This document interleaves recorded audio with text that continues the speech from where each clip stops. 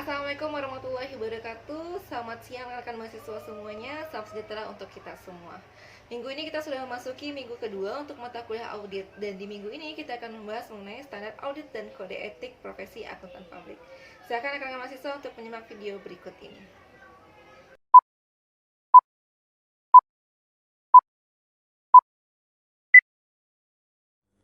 Baik, hari ini kita akan membahas mengenai standar profesional akuntan publik dan kode etik profesi akuntan publik. Pertanyaan pertama yang akan muncul, pasti kita akan bertanya-tanya, apa sih itu standar audit? Standar audit merupakan pedoman untuk pelaksanaan audit untuk membantu auditor dalam memenuhi tanggung jawab profesionalnya dalam audit laporan keuangan. Untuk standar audit itu sendiri berjumlah 10 standar yang terdiri dari standar umum, standar pekerjaan lapangan, dan standar pelaporan beserta interpretasinya. Untuk proses penetapan standar audit itu sendiri, kita mulai dari identifikasi. Nah, pada saat identifikasi, kita akan melihat tingkat kebutuhan terhadap suatu usulan pernyataan. Kemudian kita lihat proses litigasi, tekanan regulasi, atau komentar dari para praktisi. Kedua, prosesnya adalah penelitian, di mana bentuknya berupa pedoman yang dibutuhkan dinilai melalui analisis masalah, kemudian kita kumpulkan data tentang praktik yang ada sekarang, kita telah literatur yang ada dan mengembangkan pendekatan alternatifnya. Ketiga, itu adalah pertimbangan. Nah, segala sesuatu yang diusulkan nantinya akan dipertimbangkan oleh Dewan dan akan dicari alternatif dan dievaluasi. Selanjutnya, itu adalah penyebarluasan. Nah, untuk penyebarluasan itu sendiri, pernyataan yang diusulkan itu harus disetujui oleh 10 dari 15 anggota Dewan sebelum kita lakukan penyebarluasan. Terakhir, itu adalah proses penerbitan. Nah, dalam proses penerbitan itu sendiri, tidak bisa kita protes, tetapi ketika kita lakukan penerbitan, apa-apa nanti yang dikomentari oleh beberapa pihak itu akan ditelaah oleh Dewan. Nah, tujuannya adalah untuk exposure, untuk mengidentifikasi persoalan yang sebelumnya terabaikan. Nah, saya ulangi, proses penetapan standar audit itu dimulai dari identifikasi masalahnya. Kemudian penelitian, kita teliti, kita kumpulkan data, kita lakukan pendekatan literaturnya. Kemudian ada pertimbangan, harus apa-apa yang sudah disampaikan itu dipertimbangkan oleh Dewan. Berikutnya kita sebarluaskan. Sebelum menyebarluaskan, itu harus ada persetujuan 10 dari 15 anggota. Nah, pada saat penerbitan, nanti kita akan tampung semua komentar-komentar yang ada dari berbagai pihak, gunanya untuk mengidentifikasi persoalan yang sebelumnya terabaikan. Berikutnya, ada beberapa contoh standar audit. Yang pertama adalah International Standards on Auditing atau disingkat dengan ISA. Yang kedua ada ICPA, Auditing Standards. Yang ketiga adalah PCAOB, Auditing Standards. Yang keempat, itu adalah SPAP atau yang dianut di Indonesia, yaitu Standar Profesional Akuntan Publik yang diterbitkan oleh Ikatan Akuntan Publik Indonesia. Nah, untuk ICPA itu merupakan singkatan dari The American Institute of Certified Public Accountants. Untuk PCAOB itu adalah Public Company Accounting Oversight Board. Kita masuk ke standar audit. Standar audit yang pertama adalah standar umum. Untuk standar umum itu terdiri dari 3. Yang pertama, audit harus dilaksanakan oleh seorang atau lebih yang memiliki keahlian dan pelatihan teknis yang cukup sebagai auditor. Jadi pelaksanaan audit itu harus dilaksanakan oleh seorang yang benar-benar ahli dan sudah memiliki pelatihan teknis yang cukup. Yang kedua, dalam semua hal yang berhubungan dengan perikatan, independensi dalam sikap mental harus dipertahankan oleh auditor. Seorang auditor harus mempunyai sikap independensi. Yang ketiga, dalam pelaksanaan audit dan penyusunan laporannya, auditor wajib menggunakan kemahiran profesionalnya dengan cermat dan seksama. Berikutnya, itu adalah standar pekerjaan lapangan. Nah, dalam standar pekerjaan lapangan itu ada 3 item juga. Yang pertama, Pekerjaan harus direncanakan sebaik-baiknya dan jika digunakan asisten harus disupervisi dengan semestinya. Nah, dalam pekerjaan di lapangan, seorang auditor itu tidak bisa asal-asalan membawa seorang asisten. Nah, asistennya itu sebelumnya sudah disupervisi supaya dia bisa bekerja dengan baik. Kedua, pemahaman memadai atas pengendalian intern harus diperoleh untuk merencanakan audit dan menentukan sifat, saat, dan lingkup pengujian yang akan dilakukan. Jadi seorang auditor itu harus memiliki pemahaman yang memadai. Yang ketiga, bukti audit kompeten yang cukup harus diperoleh melalui inspeksi, pengamatan, permintaan keterangan, dan konfirmasi sebagai dasar memadai untuk menyatakan pendapat atas laporan keuangan yang diaudit. Pada saat pekerjaan lapangan, seorang auditor nantinya akan melakukan inspeksi, pengamatan, meminta keterangan, dan melakukan konfirmasi terhadap pihak-pihak yang terkait guna untuk dia bisa menyatakan pendapat yang sesuai. Berikutnya adalah standar pelaporan. Standar dalam hal ketika auditor itu melaporkan hasil auditnya. Yang pertama, laporan auditor harus menyatakan apakah laporan keuangan tersebut disusun sesuai dengan prinsip akuntansi yang berlaku umum di Indonesia. Yang kedua, laporan auditor harus menunjukkan jika ada ketidakkonsistensian penerapan prinsip akuntansi dalam penyusunan laporan keuangan periode berjalan dibandingkan dengan penerapan prinsip akuntansi tersebut dalam periode sebelumnya. Nah, di sini dijelaskan bahwa laporan auditor itu harus menjelaskan apa saja sih yang tidak konsisten dalam penyajian laporan keuangan yang dilakukan oleh pihak manajemen atau kliennya. Yang ketiga, pengungkapan informatif dalam laporan keuangan harus dipandang memadai, kecuali dinyatakan lain dalam laporan auditor. Yang keempat, laporan auditor harus memuat suatu pernyataan pendapat mengenai laporan keuangan secara keseluruhan, atau suatu asersi bahwa pernyataan demikian tidak dapat diberikan. Nah, ini terkait dengan pernyataan pendapat dari auditor, apakah laporan keuangan itu wajar dengan pengecualian, wajar tanpa pengecualian, dan disclaimer. Nah, nanti untuk istilah-istilah itu akan kita bahas pada materi berikutnya. Next, kita akan membahas mengenai standar atestasi. Tipe-tipe perikatan atestasi yang telah disepakati oleh standar auditing internasional ada 3. Yang pertama adalah standar jasa akuntansi dan review. Yang kedua, standar jasa konsultasi, dan yang ketiga adalah standar pengendalian mutu. Nah, untuk standar jasa akuntansi dan review, yang pertama itu adalah kompilasi laporan keuangan. Nah, dalam kompilasi ini, penyajian informasi-informasi merupakan pernyataan manajemen dalam laporan keuangan. Nah, kompilasi laporan keuangan ini artinya seorang auditor akan memberikan jasa penyusunan laporan keuangan berdasarkan informasi dari pihak manajemen. Berikutnya adalah review atas laporan keuangan. Nah, pelaksanaannya itu terdiri dari prosedur permintaan keterangan, analisis yang menghasilkan dasar memadai bagi akuntan untuk memberikan keyakinan terbatas bahwa tidak terdapat modifikasi material yang harus dilakukan atas laporan keuangan agar laporan keuangan tersebut sesuai dengan prinsip akuntansi yang berlaku umum di Indonesia. Kalau jasa review ini artinya kita akan mereview atau melihat bagaimana pelaporan yang dilakukan oleh pihak manajemen, bagaimana prosedur permintaannya, kita analisis apakah benar yang sudah dikerjakan oleh perusahaan tersebut. Berikutnya adalah laporan keuangan komparatif. Nah, untuk laporan keuangan komparatif ini merupakan penyajian informasi dalam bentuk laporan keuangan 2 periode atau lebih yang disajikan dalam bentuk per kolom. Dan laporan keuangan komparatif ini merupakan laporan keuangan yang menyajikan informasi dalam 2 periode atau lebih, yang nantinya dia akan berbentuk sebuah kolom. Berikutnya adalah standar jasa konsultasi. Yang pertama itu adalah konsultasi.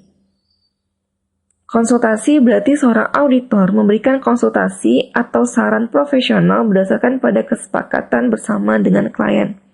Artinya di sini auditor akan memberikan jasa konsultasi yang nantinya keputusan itu berdasarkan kesepakatan bersama antara auditor dan si klien.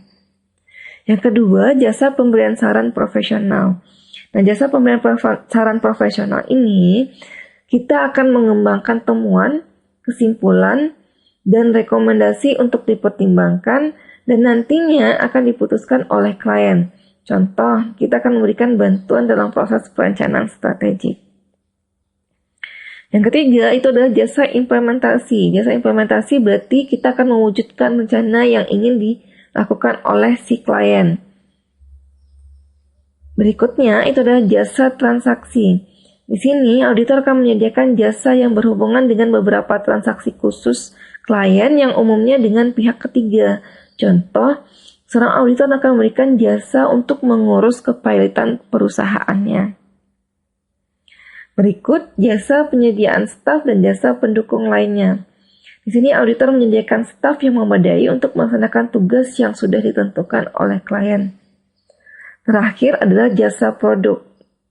Di sini, berarti dalam jasa produk, kita akan menyediakan klien sebuah produk dan jasa profesional. Standar yang ketiga adalah standar pengendalian mutu. Yang pertama adalah independensi. Untuk menjaga mutu seorang auditor, dia harus memiliki sikap independensi.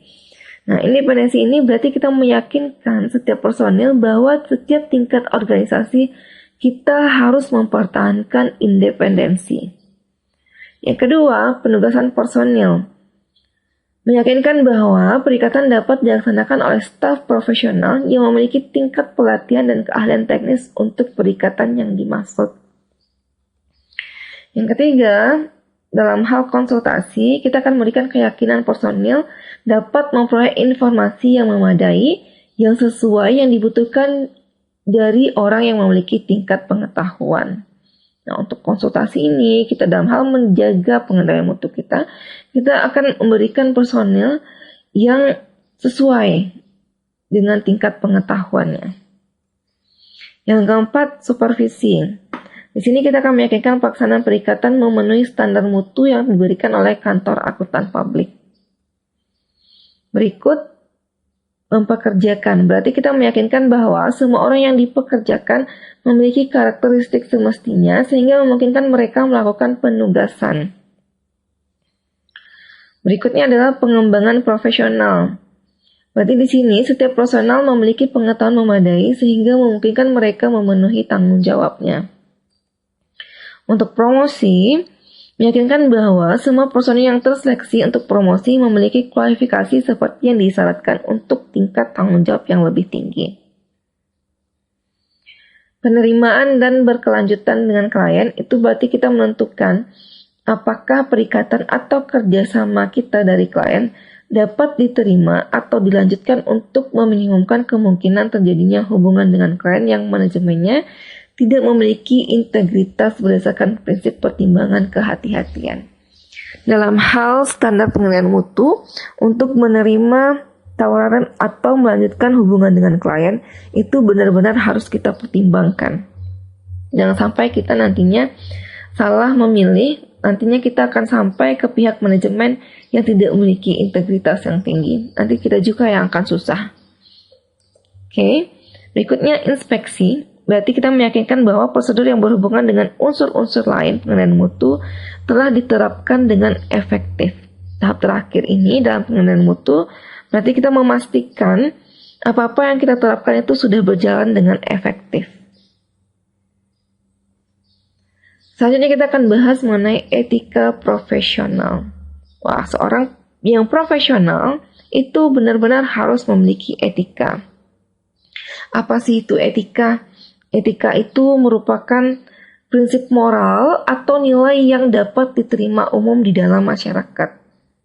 Kalau perilaku beretika, berarti perilaku kita itu mencerminkan perilaku yang bermoral yang dapat diterima oleh masyarakat umum. Dengan kata lain, etika berarti kita memiliki prinsip atau nilai moral yang baik. Contoh, seseorang yang beretika adalah di antaranya orang yang memiliki kejujuran, integritas, memenuhi janji, loyalitas, adil dan peduli terhadap orang lain. Elemen etika secara umum itu terdiri dari 1. Terpercaya, artinya mencakup kejujuran, integritas, dan loyalitas. 2. Respect, mencakup sopan santun, toleransi, serta rasa hormat terhadap pihak lain. Ketiga, bertanggung jawab, artinya mencakup usaha melakukan yang terbaik, mengendalikan diri, memberikan contoh yang baik, serta melakukan perbaikan secara berkelanjutan. Berikutnya adalah bersikap adil, berarti kita mencakup sikap proporsional, terbuka, dan berperilaku secara tepat. Next, perhatian, berarti kita mencakup ketulusan perhatian terhadap kesejahteraan pihak lain secara berperilaku baik.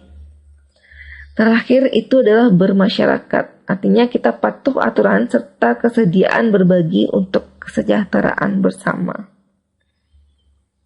Pertanyaan berikutnya, kenapa sangat diperlukan etika dalam profesi? Alasannya sangat gampang. Masyarakat tentu akan menghargai profesi yang menerapkan standar mutu tinggi terhadap pelaksanaan pekerjaan profesi. Sehingga masyarakat akan terjamin untuk memperoleh jasa yang dapat diandalkan dari profesi yang bersangkutan. Profesionalisme diperlukan dalam membangun kepercayaan publik terhadap kualitas jasa dan profesi. Sudah terjawab ya, kenapa seorang profesional harus memiliki etika? Alasannya di situ adalah untuk membangun kepercayaan publik terhadap kualitas jasa dan profesi yang kita berikan. Next, prinsip-prinsip etika profesi IAPI atau Ikatan Akuntan Publik Indonesia. Yang pertama itu adalah prinsip integritas. Yang kedua, prinsip objektivitas. Yang ketiga, prinsip kompetensi serta sikap kecermatan dan kehati-hatian profesional. Yang keempat, prinsip kerahasiaan. Yang kelima, prinsip perilaku profesional. Itu adalah prinsip-prinsip etika profesi menurut Ikatan Akuntan Publik Indonesia. Nah, saya akan jelaskan. Untuk prinsip yang pertama itu adalah integritas. Artinya, dalam menjalin hubungan profesional, setiap praktisi harus bersikap tegas dan jujur. Yang kedua, prinsip objektivitas. Artinya, setiap praktisi tidak boleh membiarkan subjektivitas, benturan kepentingan, atau pengaruh yang tidak layak dari pihak-pihak lain mempengaruhi pertimbangan profesionalnya. Artinya di sini seorang auditor itu sifatnya objektif bukan subjektif. Yang ketiga itu prinsip kompetensi serta sikap kecermatan dan kehati-hatian profesional. Artinya, setiap praktisi wajib memelihara pengetahuan dan keahlian profesionalnya pada tingkat yang dipersyaratkan sehingga klien atau pemberi kerja dapat menerima jasa profesional yang diberikan secara kompeten berdasarkan perkembangan terkini dalam praktik perundang-undangan dan metode pelaksanaan pekerjaan.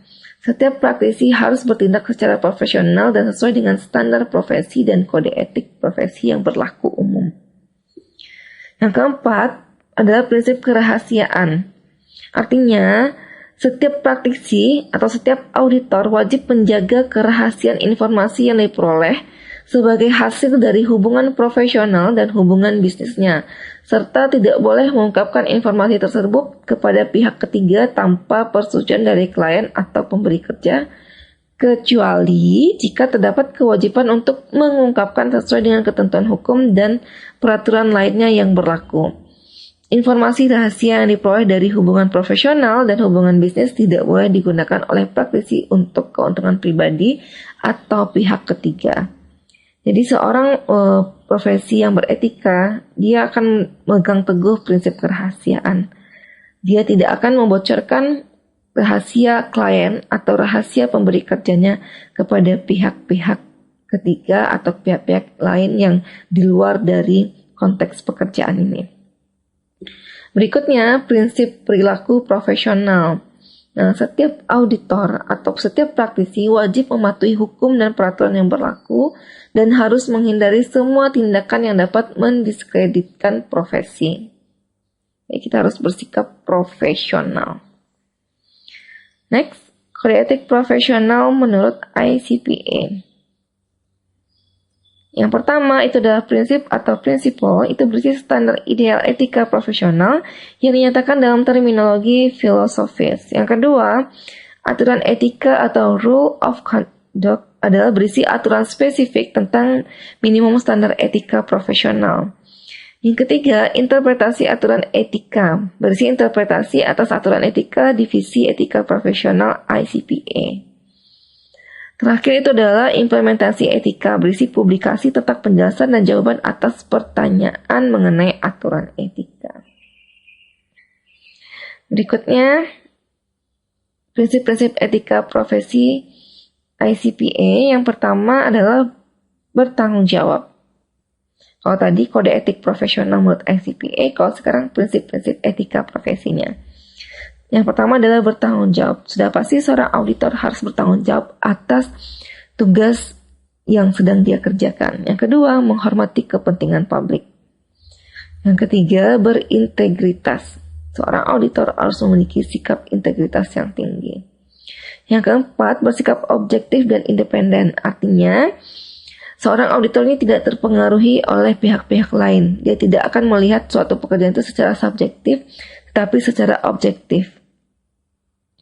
Yang kelima, mempraktikkan kehati-hatian profesional. Artinya, seorang auditor itu harus bersikap hati-hati. Yang keenam, mempertimbangkan luas dan sifat jasa.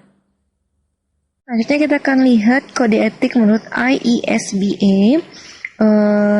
Untuk jasa audit ini adalah yang pertama itu ada integrity, yang kedua objectivity, yang ketiga professional competence and due care, yang keempat confidently and professional behavior. Nah, rekan-rekan mahasiswa bisa kunjungi situs berikut ini untuk mengetahui lebih detailnya mengenai kode etik yang dibuat oleh The International Ethics Standards Board for Accountants. Berikutnya ada aturan dan interpretasi etika menurut ICPA. Pertama, Rule 101 itu ada independence. Berikutnya, integrity and objectivity. General standard yang terdiri dari professional competence, due professional care, planning and supervision, sufficient relevant data. Yang keempat ada compliance with standards.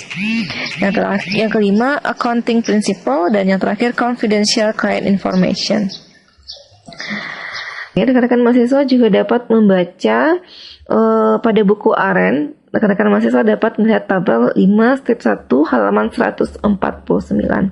Perkayalah wawasan dengan banyak membaca buku dan mendownload OER yang sesuai dengan materi yang sudah kita bahas.